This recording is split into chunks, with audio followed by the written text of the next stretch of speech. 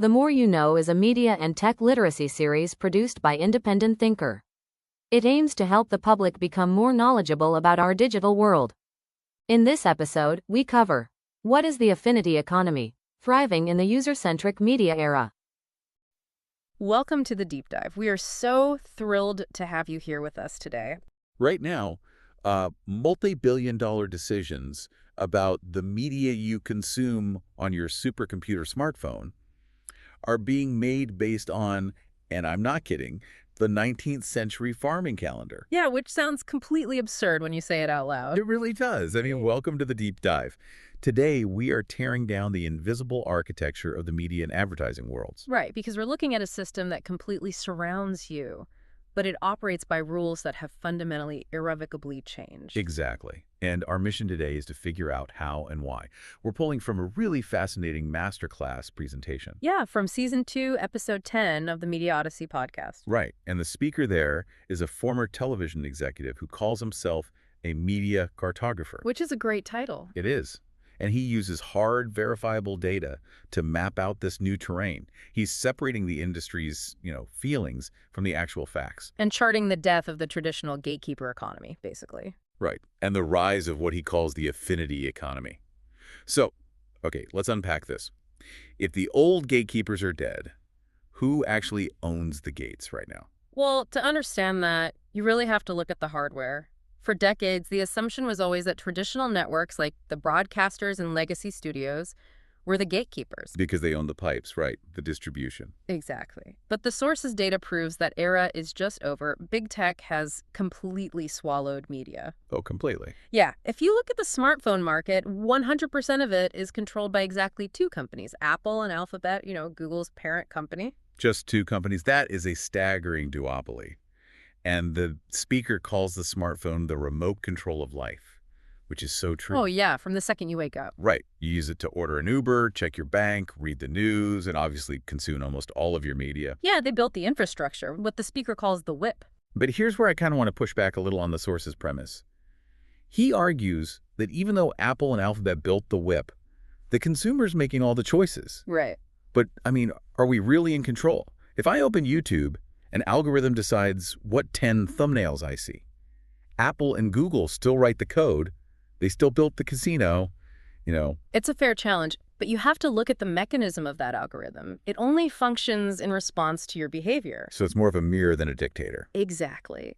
In the old broadcast era, a network executive decided what was on at 8 p.m. If you didn't like it, your only choice was to literally turn the TV off. Right, you had no say. But today, the ultimate veto power is frictionless. The swipe, the back button, just closing the app. The algorithm is desperately trying to serve you. So it fundamentally flips the power dynamic. Yeah, the consumer is holding the remote. It makes me think about how we conceptualize these media spaces. Yeah. Like, traditional TV was essentially a hotel. You checked in, took the room they gave you, and watched basic cable. That's a great way to put it.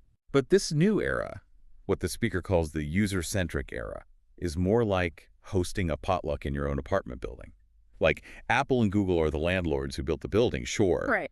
But the consumer is the one who completely controls the interior decorating and who actually gets invited inside the apartment. Yes, and if a brand or a network wants to enter, they can't just buy a ticket at the door anymore. They have to bring a dish that the community actually wants to eat. I love that. So when did this shift actually happen? The source pinpoints the historical marker to about 6 years ago.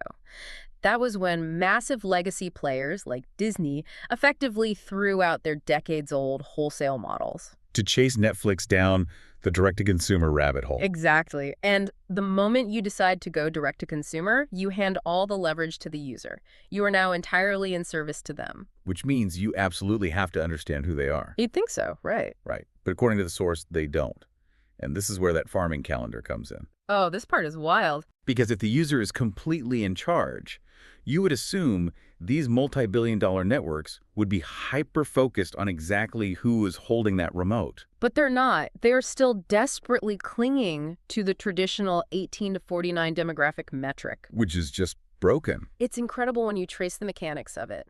The 18 to 49 demographic was established to align with the traditional television season. Right, the fall premieres and summer reruns. Exactly. Which was based on the school year. And the school year was originally designed around the agrarian farming calendar. Wait, so you're telling me multi-billion-dollar ad decisions are still being made based on when we need to harvest hay? Precisely. That is literally the foundation of the metric. That is insane. And what's fascinating here is the fundamental flaw in that framework. Demographics don't age. The 18 to 49 bracket is a static container. It's always 18 to 49. But generations do age. Yes. The industry still treats Generation Z and millennials like they're college kids, but Gen Z is turning 30.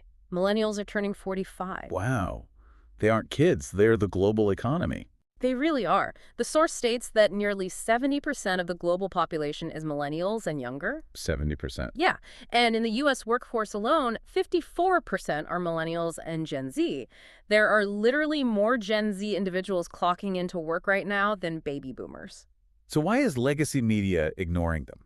Well, the speaker introduces this concept of FOFO, fear of finding out. Ah, FOFO.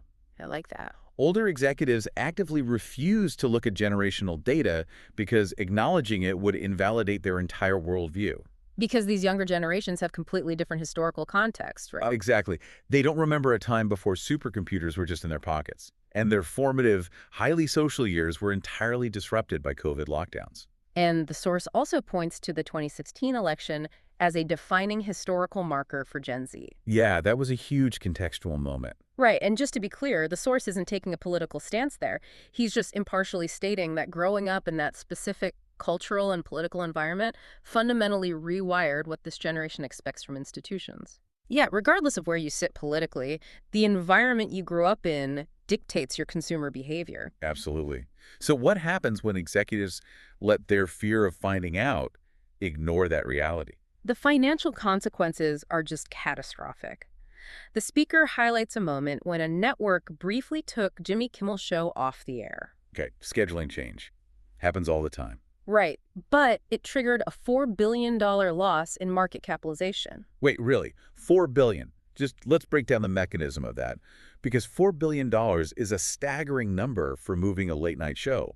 How does that actually happen? Well, Wall Street values companies based on future earnings, not just current ad rates.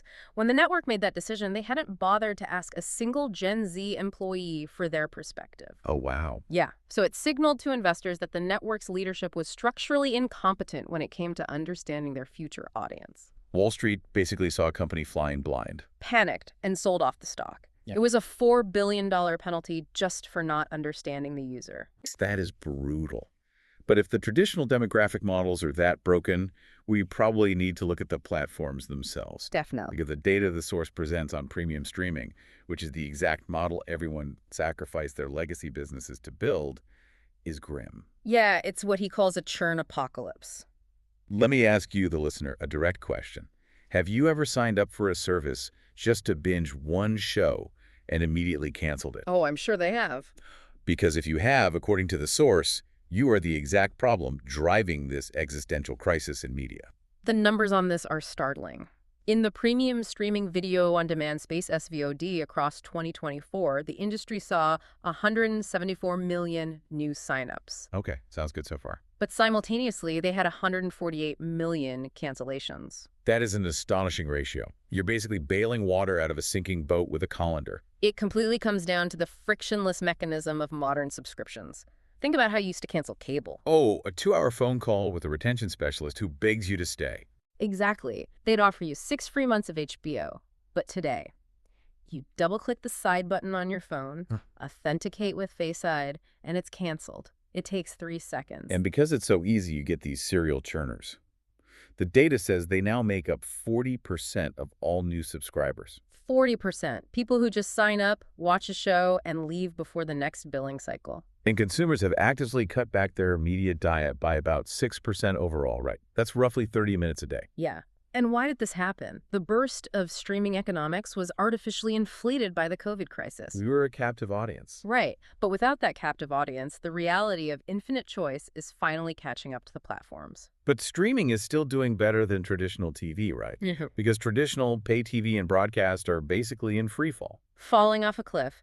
Back in 1975, the top 10 television shows reached 500 million people. 500 million. Today, a top broadcast show is lucky to hit 6 to 8 million viewers. And it's the exact same aging demographic over and over. The speaker was actually pretty blunt about that, right? Very blunt. He noted that the average demographic for linear TV is going to be dead in 5 years. Wow. But wait, even with those numbers, something like 86% of television ad spend is still placed on those dying platforms. It's a total mirage. What? If the audience is literally aging out of existence, why are brands setting their money on fire? Honestly, habit, comfort, and the illusion of safety, it's that fear of finding out applied to media buying. They just don't want to change. Right. And the alternative is moving money to connected TV or CTV. But the source points out that 80% of CTV ad spend is just wasted. Because of terrible targeting, right, which sounds crazy to me. My smart TV is basically a giant computer. Shouldn't the targeting be perfect? You would think so. But the living room ecosystem is incredibly fragmented. Unlike a web browser, there are no standardized cookies on a television set. Oh, that makes sense. Yeah. You might have a Roku interface, an Apple TV box, and the native smart TV operating system all running at the exact same time.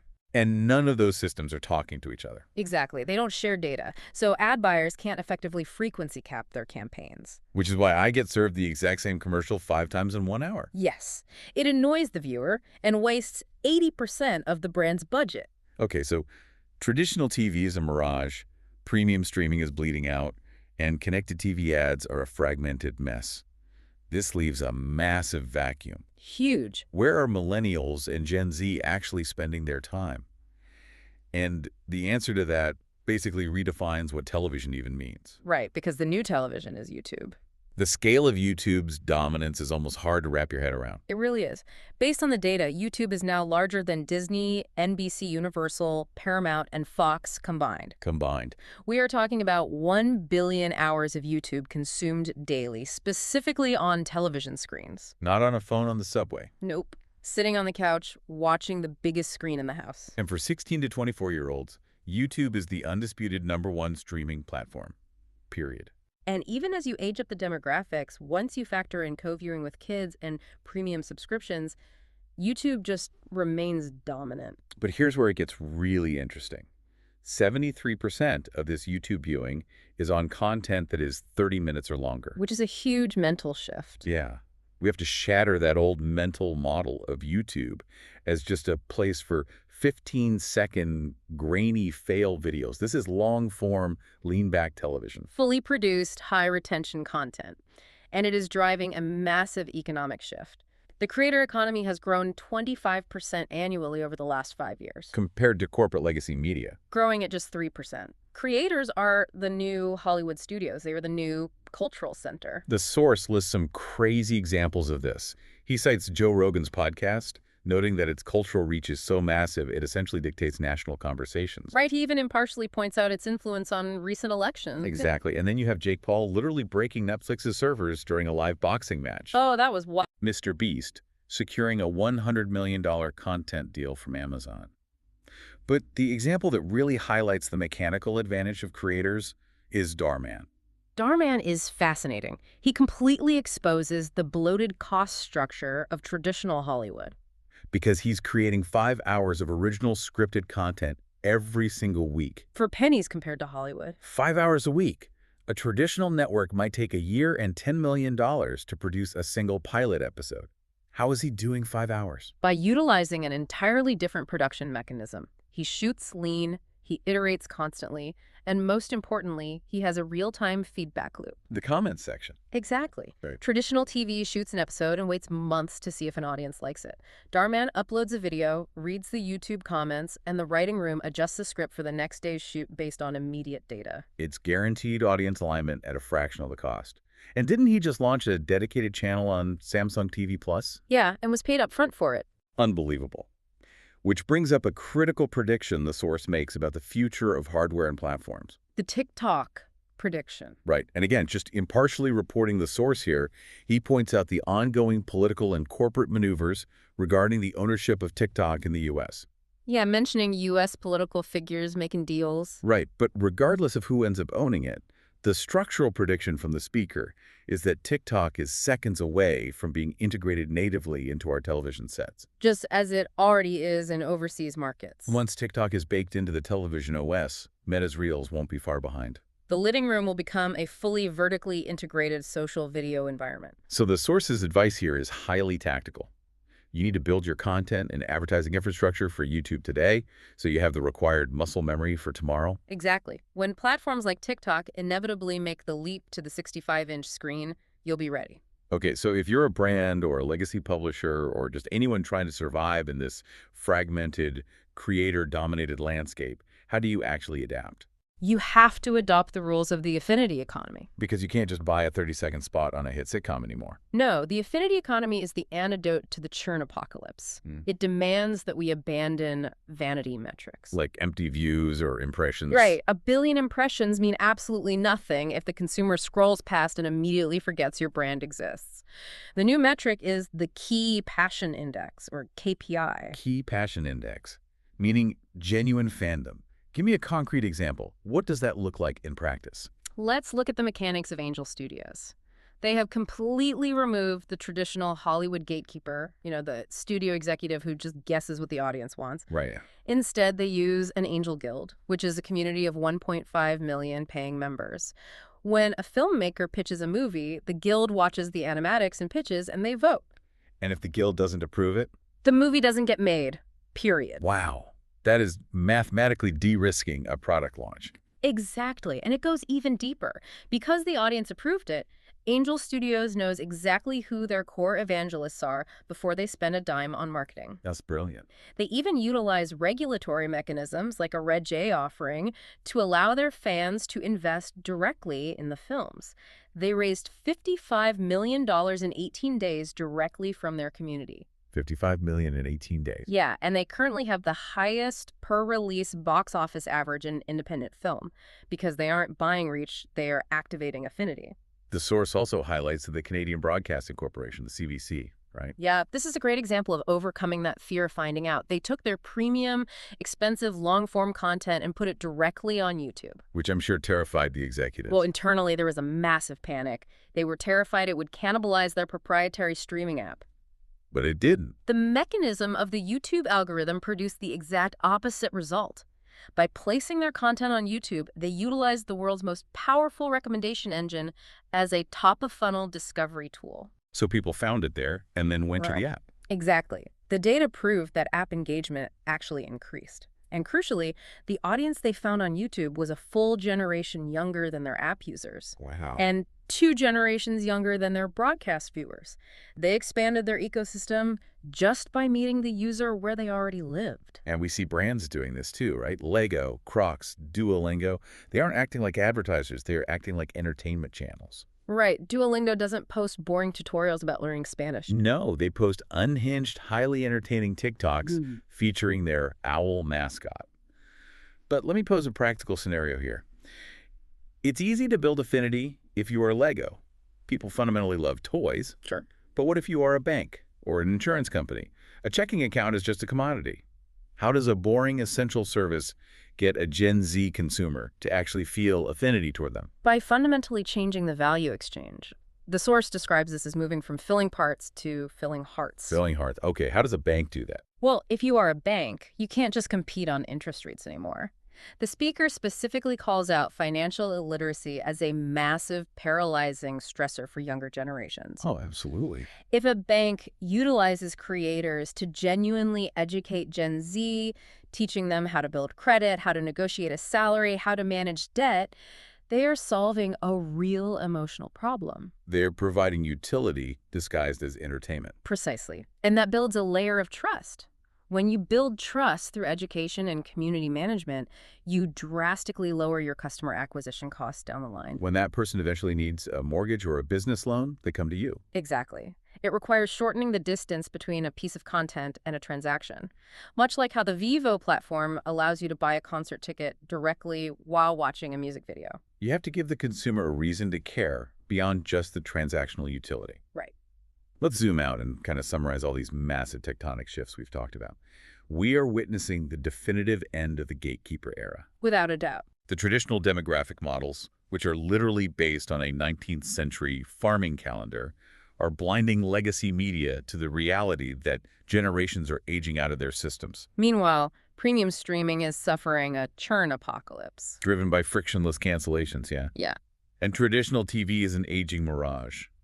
And all while the consumer holds the ultimate remote control, choosing to spend billions of hours on YouTube watching creator-driven, lean-back content. To survive, businesses have to abandon empty vanity metrics and build genuine communities in this affinity economy. The overarching lesson seems to be that leverage has permanently shifted. It has. The companies that thrive will be the ones that conquer their fear of finding out, dissect the actual mechanisms of how audiences behave today, and put the user at the absolute center of their architecture. It's a complete paradigm shift. But it leaves me with a rather provocative thought for you, the listener, and I want you to mull this over. Okay, let's hear it. We started by comparing this user-centric era to a potluck in your own living room, where the consumer controls exactly who gets invited inside. Right. But if the future of business relies entirely on genuine fandom and community, what happens to the companies that provide essential but inherently boring services? That's a good question. In a world where your bank, or your utility company, or your tax software has to act like a beloved YouTube creator just to earn a second of your attention, are we entering an era where every single interaction we have must be optimized for entertainment? Well, when supply is infinite, attention is zero-sum. It really makes you wonder what kind of guests we'll be forced to invite to the potluck in another 5 years. Thank you so much for joining us on this deep dive into the affinity economy. It has been a fascinating ride, and we will catch you on the next one. For more episodes related to media, social media, tech, and privacy, visit our YouTube channel, Independent Thinker LLC.